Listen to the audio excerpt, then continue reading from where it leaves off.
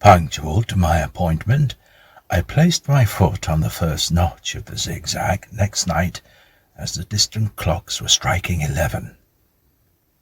He was waiting for me at the bottom with his white light on. "I have not called out," I said when we came close together. "May I speak now?" "By all means, sir." "Good night, then, and here's my hand." "Good night, sir, and here's mine." With that, we walked side by side to his box, entered it, closed the door, and sat down by the fire. "I have made up my mind, sir," he began, bending forward as soon as we were seated, and speaking in a tone but a little above a whisper, "that you shall not have to ask me twice what troubles me. I took you for someone else yesterday evening. That troubles me." "That mistake?" "No, that someone else." "Who is it?" "I don't know." "Like me?" "I don't know. I never saw the face. The left arm is across the face, and the right arm is waved, violently waved, this way." I followed his actions with my eyes, and it was the action of an arm gesticulating with the utmost passion and vehemence. "For God's sake, clear the way!" "One moonlit night," said the man, "I was sitting here when I heard a voice cry, 'Hello, below there.' I started up, looked from that door, and saw this someone else standing by the red light near the tunnel, waving as I just now showed you.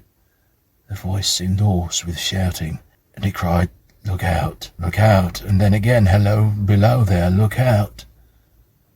I caught my lamp, turned it on red, and ran toward the figure, calling, 'What's wrong? What had happened? Where?' It stood just outside the blackness of the tunnel. I advanced so close upon it that I wondered at it, keeping the sleeve across its eyes. I ran up at it, and I had my hand stretched out to pull the sleeve away when it was gone." "Into the tunnel?" said I. "No, I ran on into the tunnel 500 yards. I stopped and held my lamp above my head, and saw the figures of the measured distance, and saw the wet stains stealing down the walls and trickling through the arch.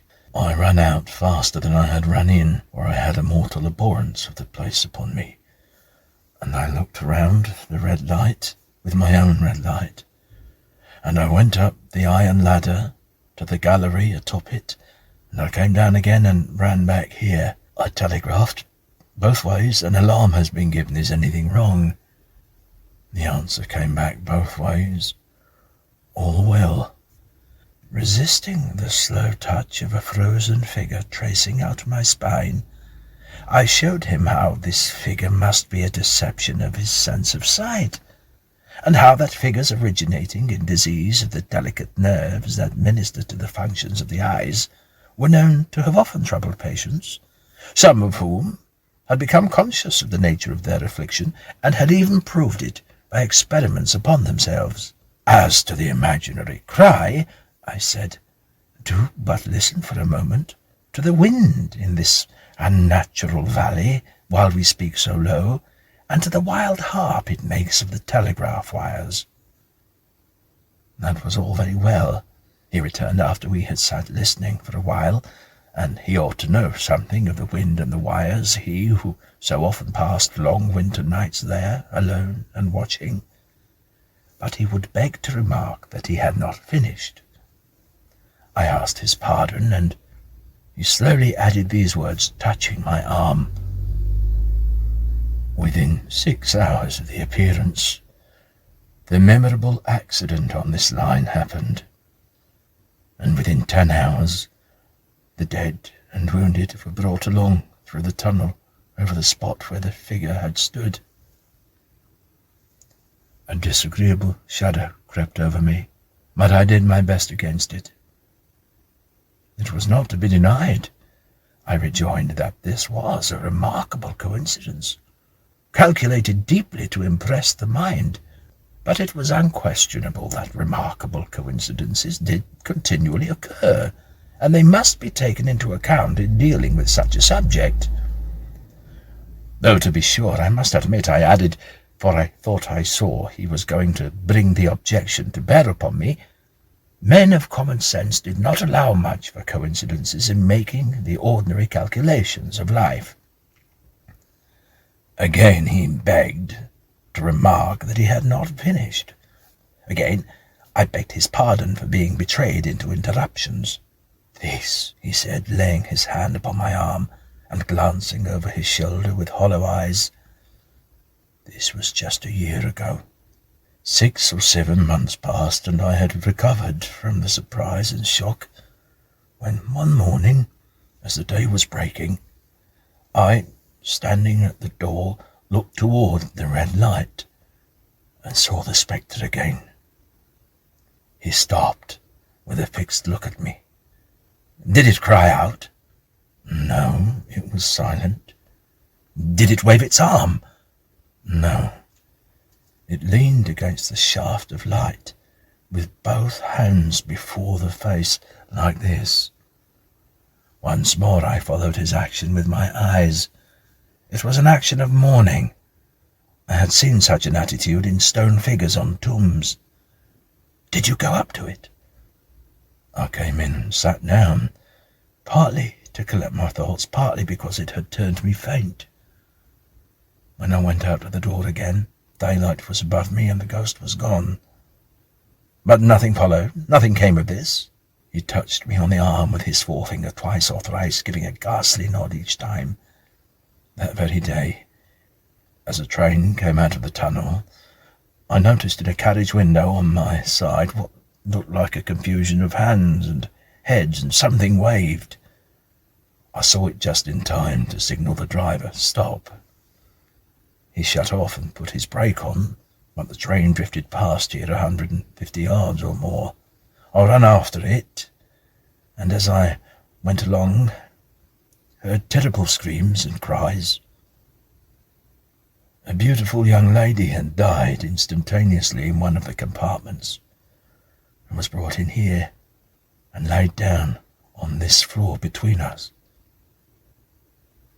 Involuntarily I pushed my chair back as I looked from the boards at which he pointed to himself.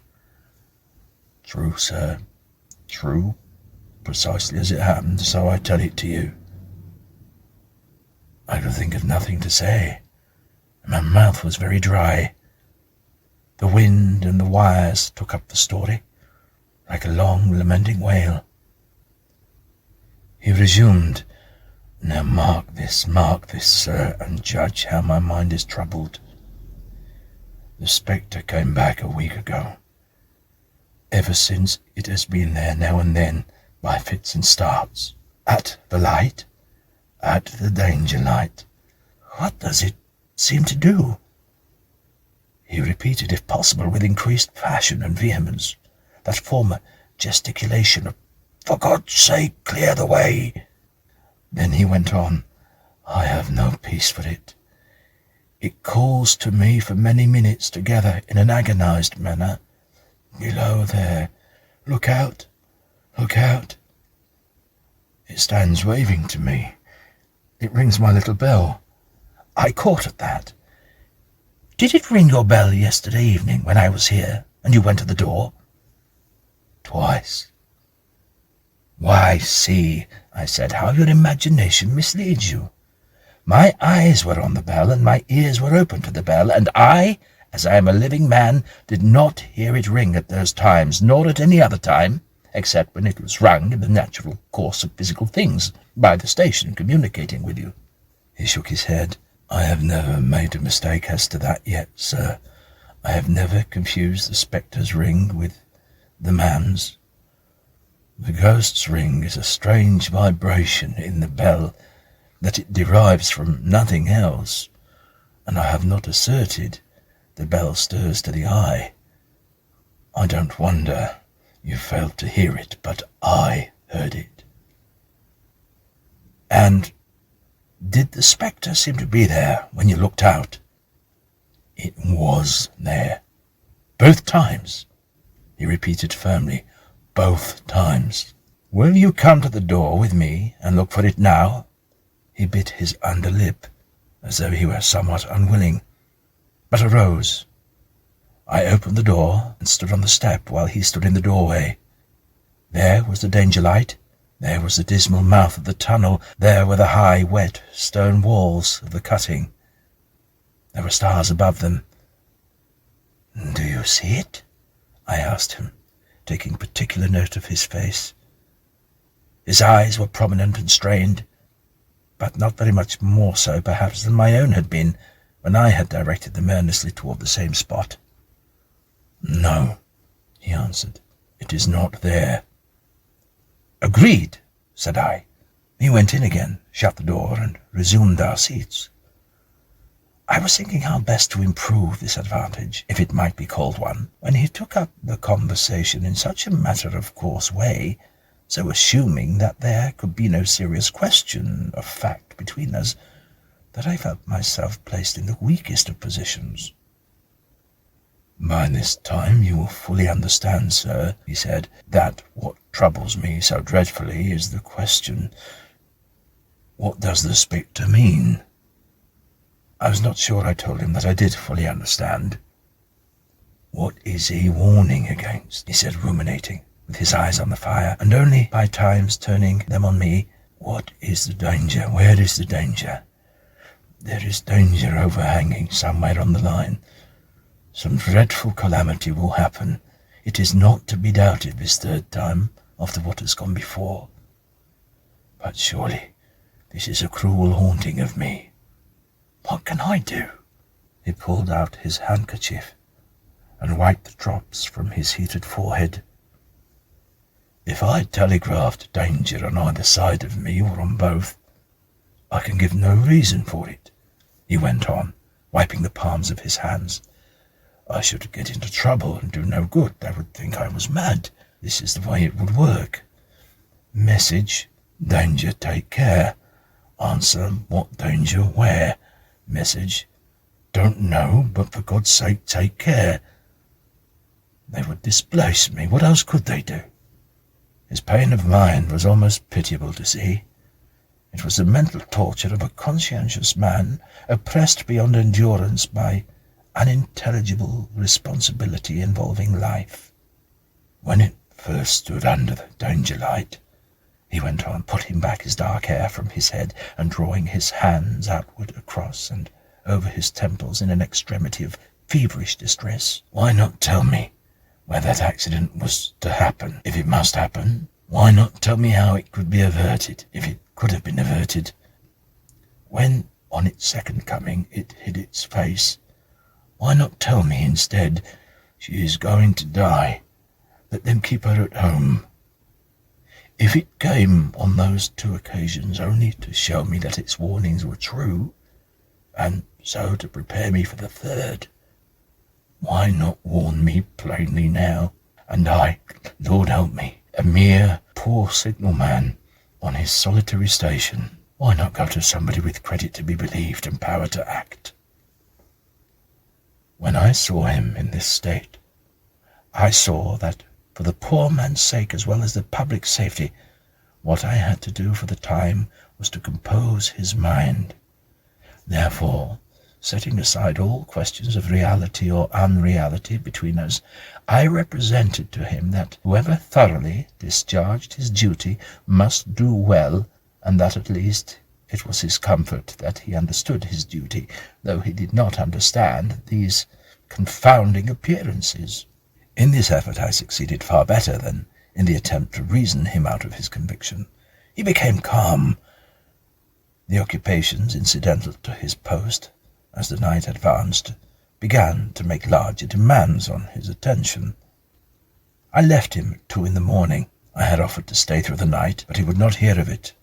That I more than once looked back at the red light as I ascended the pathway, that I did not like the red light, and that I should have slept but poorly if my bed had been under it, I see no reason to conceal. Nor did I like the two sequences of the accident and the dead girl. I see no reason to conceal that either, but what ran most in my thoughts was the consideration how I ought to act, having become the recipient of this disclosure. I had proved the man to be intelligent, vigilant, painstaking, and exact. But how long might he remain so in his state of mind? Though in a subordinate position, still he held a most important trust. And would I, for instance, like to stake my own life on the chances of his continuing to execute it with precision? Unable to overcome a feeling that there would be something treacherous in my communicating what he had told me to his superiors in the company, without first being plain with himself and proposing a middle course to him, I ultimately resolved to offer to accompany him, otherwise keeping his secret for the present, to the wisest medical practitioner we could hear of in those parts, and to take his opinion. A change in his time of duty would come round next night, he had apprised me, and he would be off an hour or two before sunrise, and again soon after sunset. I had appointed to return accordingly. Next evening was a lovely evening, and I walked out early to enjoy it. The sun was not yet quite down when I traversed the field path near the top of the deep cutting. I would extend my walk for an hour, I said to myself, half an hour on the way there and half on the way back. Then it would be time to go to my signalman's box. Before pursuing my stroll, I stepped to the brink and mechanically looked down from the point from which I had first seen him.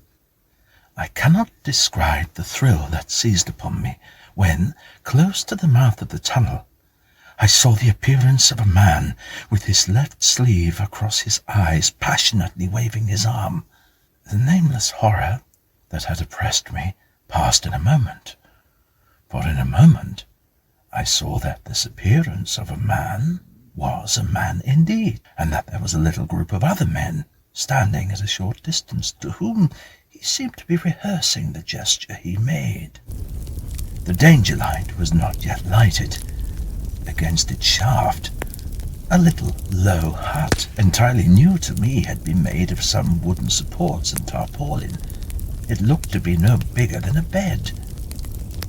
With an irresistible sense that something was wrong, with a flashing, self-reproachful fear that fatal mischief had come of my leaving the man there and causing no one to be sent to overlook or correct what he did, I descended the notched path in all the speed I could make. "What is the matter?" I asked the men. "Signalman killed this morning, sir." "Not the man belonging to that box?" "Yes, sir." "Not the man I know?" "You will recognize him if you knew him, then," said the man who spoke for the others, solemnly uncovering his own head and raising an end of the tarpaulin, "for his face is quite composed." "Oh, how did this happen? How did this happen?" I asked, turning from one to another as the hut closed in again. "He was cut down by an engine, sir. No man in England knew his work better, but he was not clear of the outer rail. It was just at broad day, he had struck the light, and he had his lamp in his hand. When the train came out of the tunnel, his back was towards her, and she cut him down. That man drove her and was showing how it happened. Show the gentleman, Tom." The man, who wore a rough, dark dress, stepped back to his former place at the mouth of the tunnel. "Coming round the curve in the tunnel, sir," he said. "I saw him at the end, like as if I was looking down a perspective glass. There was no time to check speed, and I knew him to be very careful. As he didn't seem to take heed of the whistle, I shut it off when we were running down upon him, and called to him as loud as I could call." "What did you say?" "I said, 'Below there, look out, for God's sake, clear the way.'" I started. "Oh, it was a dreadful time, sir. I never left off calling to him. I put this arm before my eyes not to see, and I waved this arm to the last, but it was no use." Without prolonging the narrative to dwell on any one of its curious circumstances more than on any other, I may, in closing it, point out the coincidence that the warning of the engine driver included not only the words which the unfortunate signalman had repeated to me as haunting him, but also the words which I myself, not he, had attached, and that only in my own mind, to the gesticulation he had imitated.